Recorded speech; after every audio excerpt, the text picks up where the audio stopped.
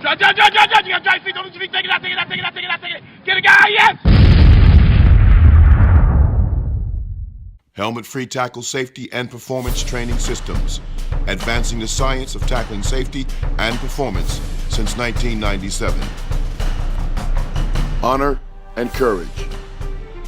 We salute the United States Marines for the sacrifices they make daily to protect our freedom. And just as every Marine is a motivated rifleman prepared to defend our country when called, we strive to embody the Marine Corps' spirit of readiness of preparing each player to tackle properly when there's a sudden change of possession of the football due to a fumble or interception. Semper Fidelis, always faithful. Hi, I'm Coach Bobby Hosea, and welcome to my helmet-free tackle safety and performance training course.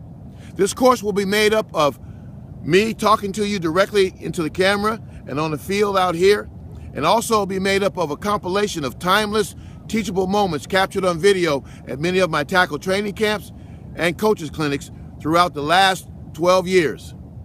My goal for my helmet-free tackle safety and performance training course is that someday it be made the national standard of care for teaching tackling on every level of football competition.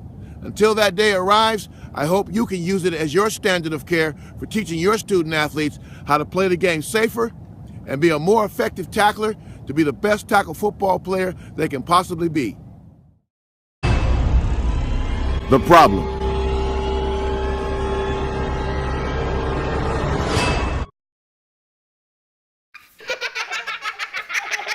Their future is in our hands.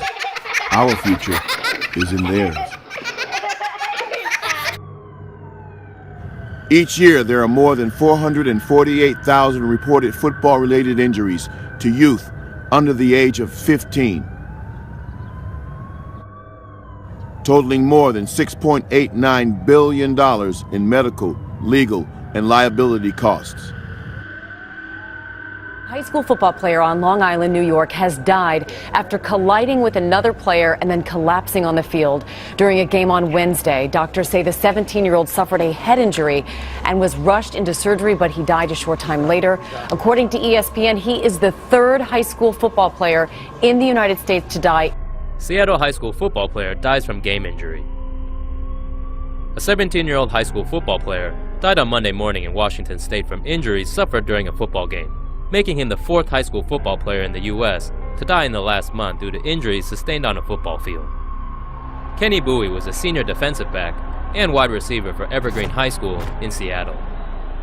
He was injured while making a tackle in the fourth quarter of last Friday night's game against Highline High School at Highline Memorial Field. Bowie suffered traumatic brain injury from the tackle, and paramedics rushed him to the Harborview Medical Center. He underwent surgery, but died late Monday morning. Bowie's family requested privacy. Classmates brought balloons and flowers to a makeshift memorial at the school's campus. So the numbers are shocking. A seventh high school football player dying after playing in a game. Last year, 5 high school students died of football-related injuries. That's a number we've already passed. 7th high school player to die just 7 weeks into the football season, raising concerns over the safety of the sport. One weekend earlier, Texas junior Cameron Matthews collapsed on the sidelines, his death attributed to a brain aneurysm. In September, star quarterback Evan Murray died after taking multiple hard hits on a New Jersey football field. But the top concern for parents continues to be concussion. Andre Smith is the 7th high school football player nationwide to die this year, and every death rekindles a debate about whether the sport, played by 1 million American high school kids, is worth the cost. Dean Reynolds, CBS News, Chicago. Since 2013, 23 high school football players have died of traumatic brain injuries.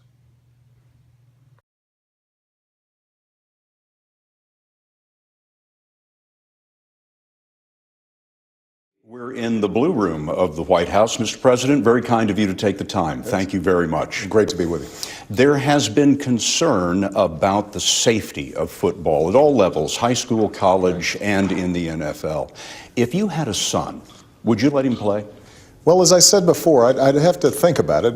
You know, it's hard to say no to a kid when they've got a passion for something. And I've got daughters. They don't have a passion for football. It is a great sport. I am a huge fan. But there is no doubt that some of the concerns that we've learned about when it comes to concussions have to give parents pause. And as I said before, I feel differently about the NFL. These are grown men. They're well compensated. They know the risks that are involved. But as we start thinking about the pipeline, Pop Warner, high school, college, I want to make sure that we're doing everything we can to make the sport safer, and that means that the game's probably going to evolve a little bit. And for those of us who like to see a big hit and enjoy the rock'em sock'em elements of the game, we're probably going to be occasionally frustrated. I know defensive players in the NFL get frustrated now because some of the changes of the rules, but I do think that we want to make sure that after people have played the game, that they're going to be okay. But these are serious issues, and especially for younger kids, as well as college players who don't make a big salary playing the sport. We want to make sure that we're doing everything we can to keep them safe. The recent spate of stories about young football players losing their lives or being paralyzed while playing tackle football are tragic and sad, and are very stark reminders that changes, very dramatic changes, are needed. Since most traumatic brain, neck, and spinal cord injuries are the result of players initiating contact with the crown of their helmet while in the act of making a tackle, the key ingredient missing is a standard of care for teaching tackling. Standard of care is a legal term which means you have done your due diligence to minimize what is most dangerous about any activity. There are actual instructions that are inherently dangerous in the very DNA of the game since its inception, and most coaches don't even know it. The more things change, the more they stay the same.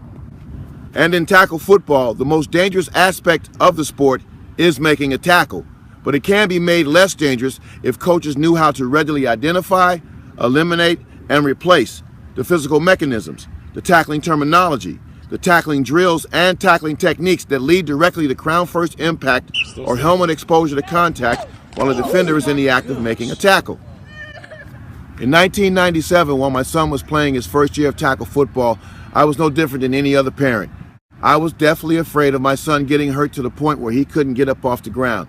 So I created a tackling technique called the dip and rip sticks words to play by 12-step tackle progression. It is now known as the Hosea-Method and trademarked as the helmet-free tackle training system. In 2011, LA84 Foundation, one of the largest funders of youth sports in California, commissioned a scientific research study to determine if the Hosea-Method was effective at lowering head impact while defenders were in the act of making a tackle.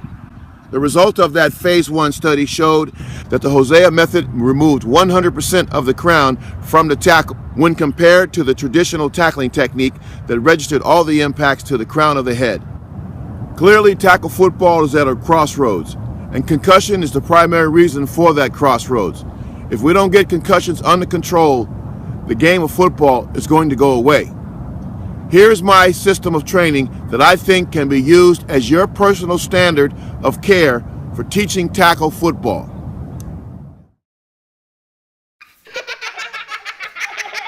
Their future is in our hands. Our future is in theirs. Up next, the solution.